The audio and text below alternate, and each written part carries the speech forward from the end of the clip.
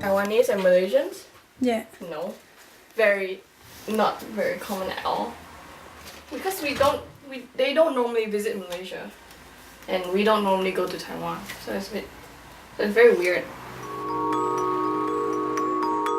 Well, we've been together for like 4.5 years now. So it started off in college where we were in the same boarding school, and well, romance started there, but then after college I had to leave because he's a year below me.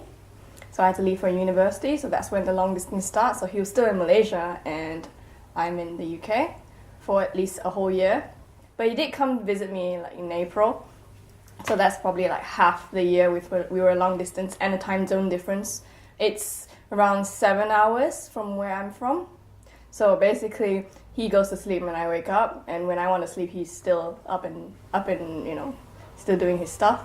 So we can't really like have a good night and have time to sleep and then things like that. And so 5 p.m. is when he sleeps. So 5 p.m. is when I'm not allowed to go out.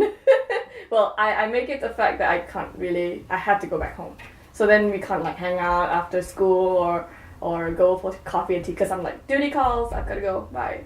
And they're like, oh, okay. And then like when I get upset, and then he's going to sleep. So around 3 to 5, I have to be always on my phone, because if we're upset, we'll be like trying to console each other. But that's the time where I'm out and about and people are around me. So if any emotions come in, it's just there and then. And he just goes to sleep, and I'll be like, okay. I have to handle my emotions throughout the night, and that's quite difficult sometimes as well. This is our first trip. We went on a 8-hour fishing trip, and we caught like around 20 of these kind of fish. Yeah, Chikiro and No Face. So we went around the whole of Bristol, giving like chocolate coins to the kids. You look really awkward though.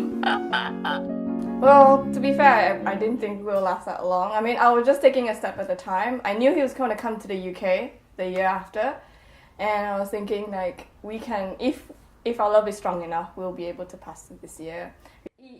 I have no problems with long distance really, like because everything we were just talking and we play games together, we enjoy each other's company. So then it doesn't really click to me that we're having long distance, we're not going to see each other for a few months. It was still like honeymoon period when I left, so I didn't feel like it. But then when it started going a few months into the long distance, then I realized that maybe it's quite difficult to have a long distance relationship. She's the best friend in the world, and when I brought him to meet her, he got really scared of her. He wanted to do this Superman pose on the rides.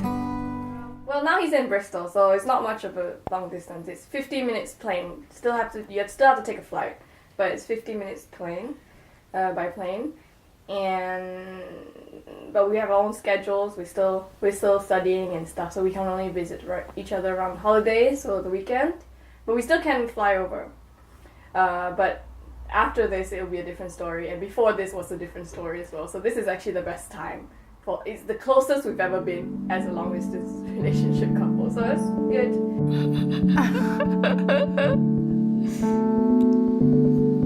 And I was no, this is was not. Was he in Malaysia? Yeah, this is in Malaysia, and this is when he came over in April to visit me after a long 6 months of not seeing each other. So we went to Amsterdam. We found a new hobby, which is to find a new series to watch together. Yeah, we did that last night. We were watching a Korean show called Running Man, so it was really funny. He was just like laughing first, and I was like, what are you laughing at? And then it happens, and I'm like, you're too fast, stop laughing before me. But yeah, and I like sharing screen with him, so I can see him like react. Yeah. But we normally like to watch comedy. We don't watch serious stuff, because when serious stuff is just like boring. No, we're like we try to get the ones that make you laugh, and then we'll be like we like to hear each other laugh, you see. So it makes it all very light, and then the time just flies, and it's time to go to sleep. Good night. With a smile on your face. And but we game a lot, because I like gaming, and he'll follow me gaming, because he games, but he doesn't always have the time, but because of me, he's like, okay, I'll make time to play games with you. And then we have like a couple of friends, so they play with us. So it's just not us, it's everyone else. So it feels like we're in a community of friends. You know, it's different. We hardly have time with friends, but with together, because we are not physically together. So having this community of gamers, we talk. I'm serious. We talk, and we're still a couple, but we're with friends. It's you and him, right? Yeah, it's just my face, my head, but his face. He looks like a girl. Every month we have a day where it's a special day for us, and then we will write notes to each other. Yeah, because that's our anniversary, so we try to keep that day monthsary kind of thing. So we either like send little cards or like have dinners. If he'll come like at that day, and then like we'll have dinner and we'll spend on each other. It's fine. But yeah, we make that day special just for us, and that's how we look forward to, you know, our relationships. Oh, that day is coming. So yay! We make a pact that every month we will write a note to each other. So then we'll just like summarize whatever we've done in that month, and then we realize that actually we do a lot in a month. Even long distance, we play games, we watch movies, we plan things like that. So we have a whole library of notes, and then if we're bored, we just like, remember what you said like on the what day.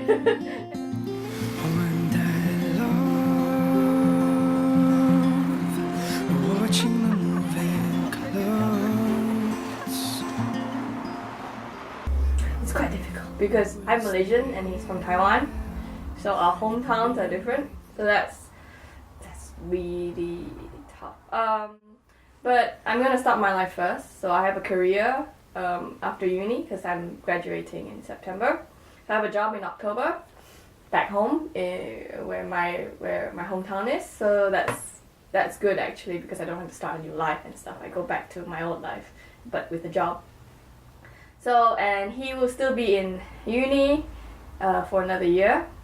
So what we're planning is that after I can start my job for a year, and then after he graduates, he's gonna get a job. He's gonna find a job, and I'm probably gonna find a job. We're gonna try to find jobs in the same city, definitely. That's our goal, but it's still very uncertain right now. We're just taking a step at a time. We have very high faith that we still will be together at that time. So all we have to do is just get past the part where he's still studying, because that's the gap right now. Like when I start working and he's studying, that's not only distance, it's also experience. It's also things we experience is also different. So now me and him not be studying for exams anymore. You see, I will be doing work and he will be studying for exams and things like that. We'll still have a different view on life. So the fact that we're still together and we still can talk is amazing, honestly. Especially for a long distance, we don't need anything else really.